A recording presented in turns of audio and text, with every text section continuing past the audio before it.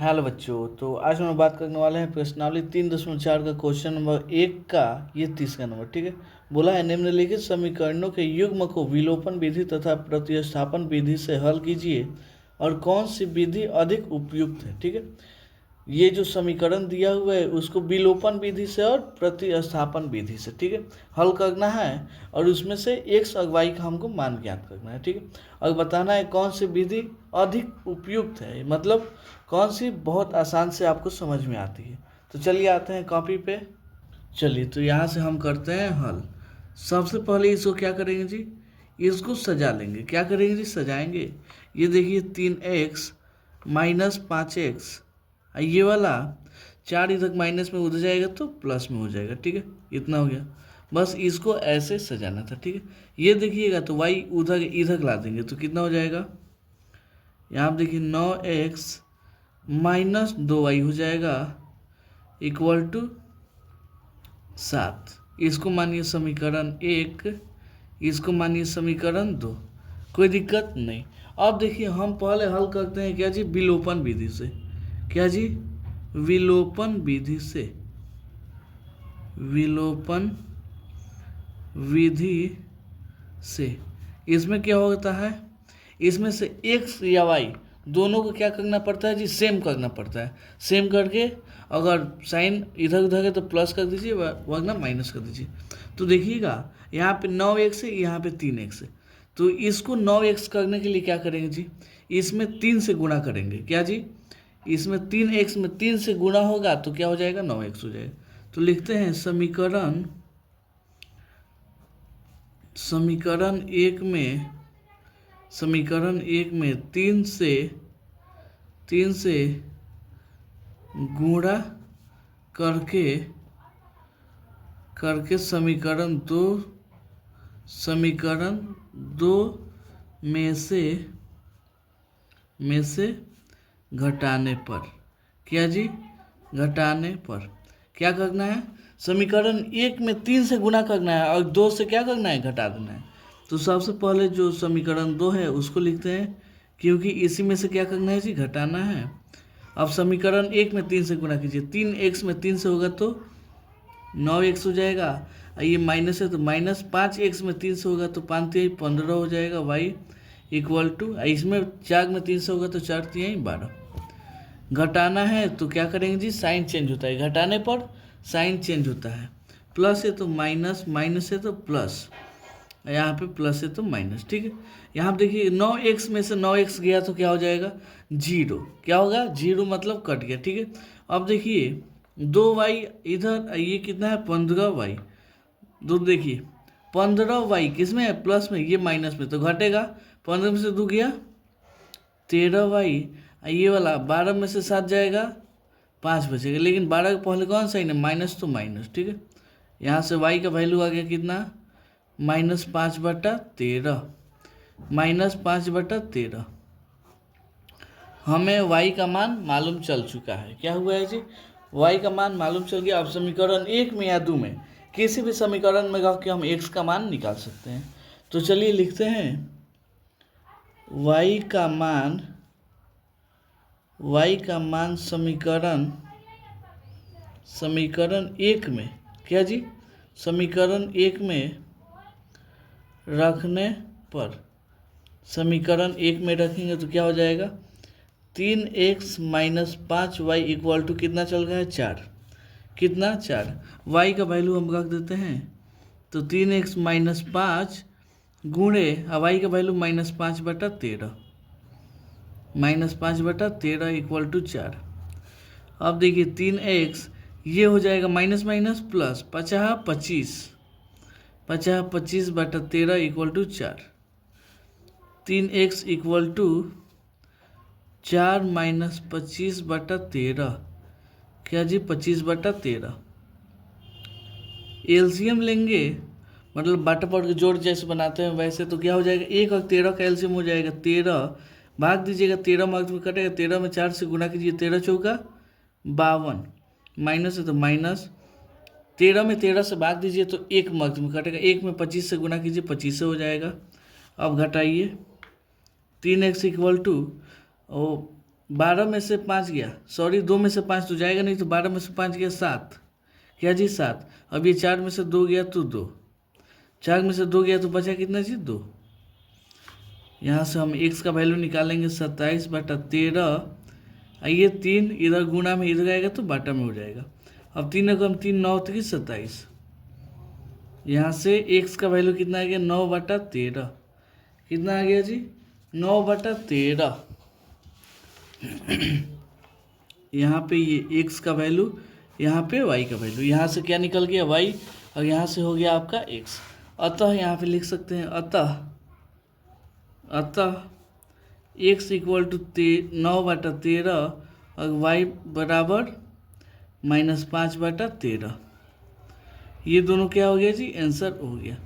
कौन सा विधि से हुआ, ये हुआ विलोपन विधि से। क्या जी विलोपन विधि से। लेकिन हमको 2 विधि से हल करना है, पहला विलोपन और दूसरा प्रतिस्थापन।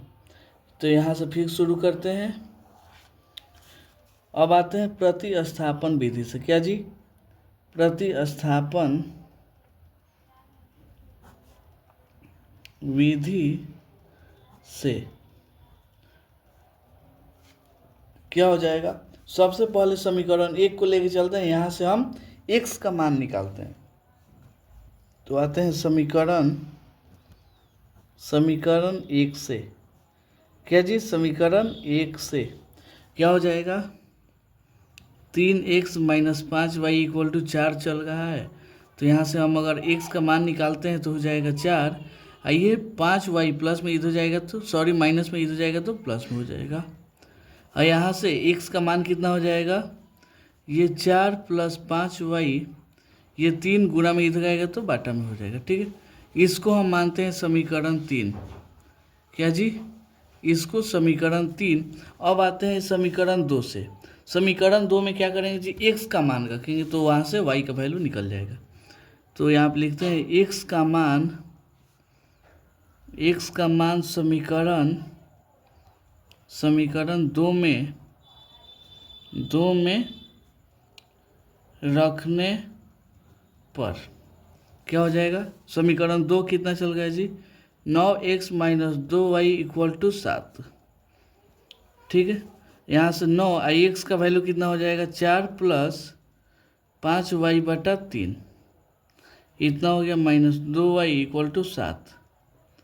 गुणा कीजिए 9 चौका कितना हो जाएगा 36 + 9 × 5 = 45y/3 - 2y/7। ठीक है, यहाँ तो कोई दिक्कत नहीं।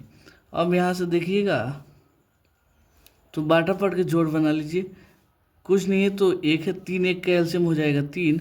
यहाँ पे 3 में 3 से भाग दीजिएगा 1 मार्क्स में कटेगा। तो इस पूरा संख्या में क्या करेंगे 1 से गुना करेंगे तो वही संख्या आएगा। ठीक है, वही संख्या रिपीट होगा। लेकिन यहाँ पे 3 में 1 में 3 से भाग दीजिएगा 3 मार्क्स में कटेगा।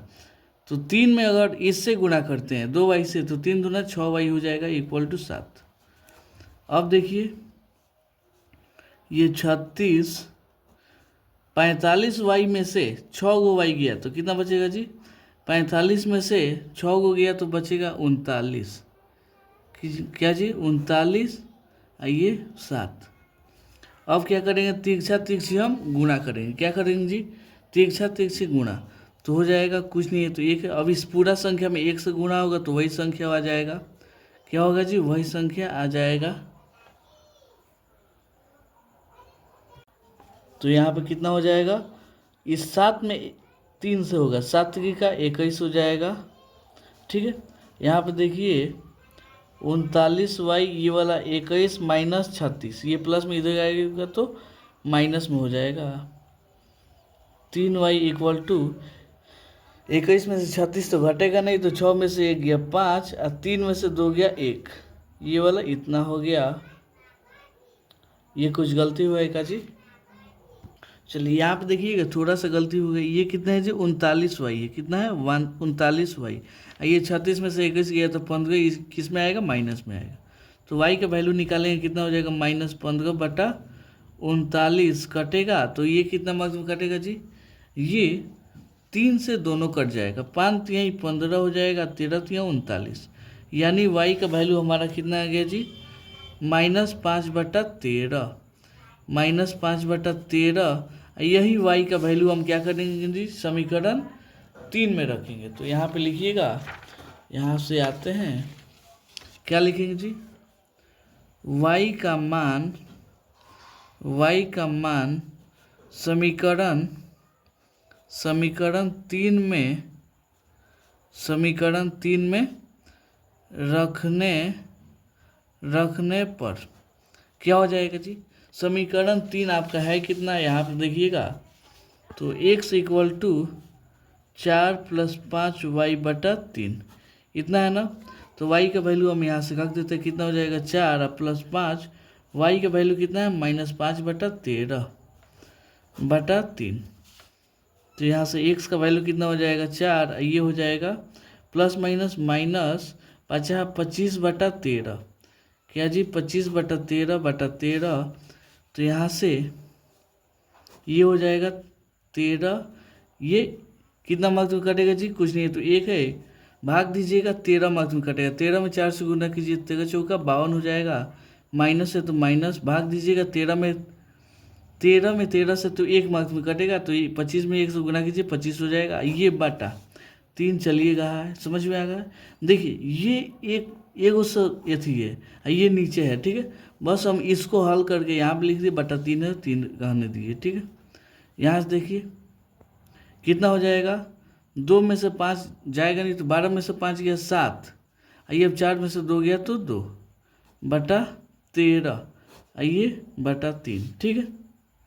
तो ये कितना हो जाएगा, 27/13, आइए नीचे कुछ नहीं तो 1, अब ये क्या होगा, पलटेगा, 1 ऊपर और 3 नीचे, अब कटा दीजिए, 3 एकम 3, 9 3 27, x का मान कितना गया जी, 9/13।